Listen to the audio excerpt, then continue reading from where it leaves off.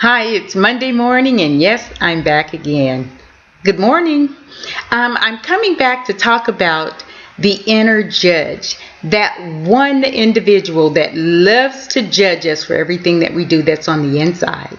When we hear words like should, ought, must, those are three really key words in judgment. The acceptance of yourself is opposite to judgment. Now, that's not to say that there aren't things about ourselves that we can correct, but again, we're the one, and along with the help of God, are the ones that will decide what changes need to be made.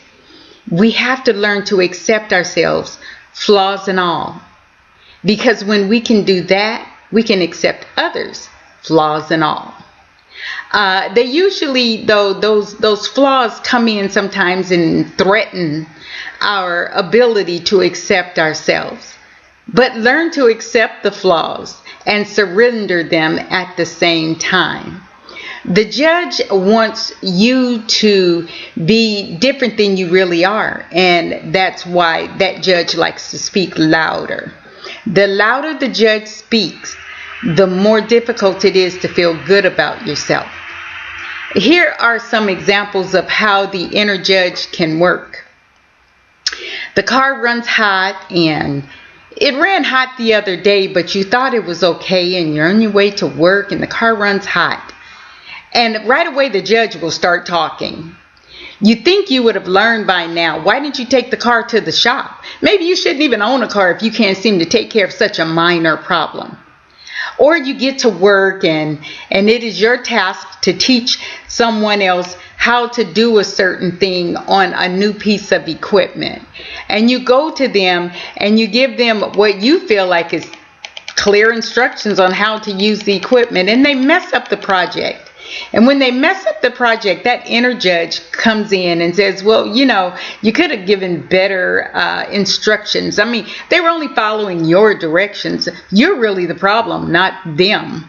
Or you get home and you're really tired and you want to throw on something quick because you just can't fathom starting from scratch with a difficult meal. So you come home and you say, you know what, we're having hot dogs and chips today.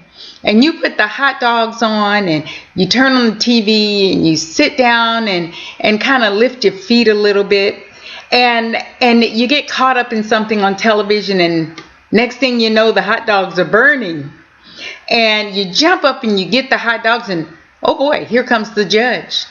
I mean, come on, this is a simple meal. How could you mess up such a meal like this? Not only did you mess up the meal, but now you've wasted money.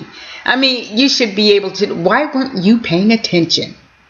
That judge really knows how to make us feel so bad. That judge really knows how to deal with our self-esteem and the way that we see ourselves. The goal here, though, is to learn how to drown the judge out. The judge is not going to stop talking, but we have to learn how to drown that judge out. We have to learn how to have what I call an inner fan club. We are the leader of that fan club, and we have to learn how to let the fan club drown that voice out. This will help control the feelings that come with judgment and the feelings that tamper with our self-esteem and our self-image. The people that we hang around with can also have a lot to do with the way we view ourselves. Those that we hang around with that are very judgmental, those that make us feel really challenged in how we view ourselves, the ones who point out the fact that we never do anything right, the one who knows how to point out what's wrong with our clothes, the one that we hang around with that tell us if we lose 50 pounds, we'd look better. The one who tells us every single thing we do wrong and what is wrong with us and why do we look like we look, and the list goes on. You'll never get anywhere without someone holding your hand. You should be stronger than that. You should be more independent than that. And the list again goes on and on. those are the people that we need to drown out, and many times those are the people we need to separate from. Love them at a distance. Negatives can cause you to be unsure of yourself. Once you're torn down, it's hard to build yourself back up. So you don't want to put yourself in a situation where you allow people to tear you down. Now, if you're constantly around people that speak life or speak positive things into your life, things like, I know you can do it. And then when you accomplish something, I knew you could do it all the time. I knew if I just gave you a minute, you would figure things out in this situation. Or I knew I could depend on you for help. Thank you so much for being there for me just when I needed somebody. How do you feel when people say things like that? I really enjoy being in your company. What does that make you feel like? I appreciate all the help you gave me. The fact is, being around people that are positive will help build your self-esteem and even help increase the way that you view yourself. We all try to understand who we are. The problem is that we try to do this using the opinions of other people. But how about forming our own opinions? How about what God's opinion is about us?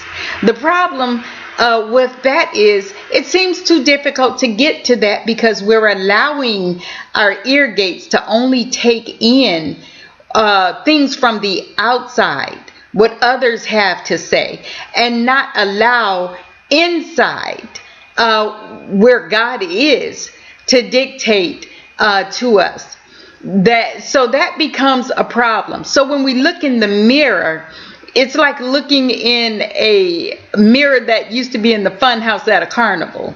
Everything is very distorted because we're only feeding our insides with what's outside. Understand, self-esteem is an inside job.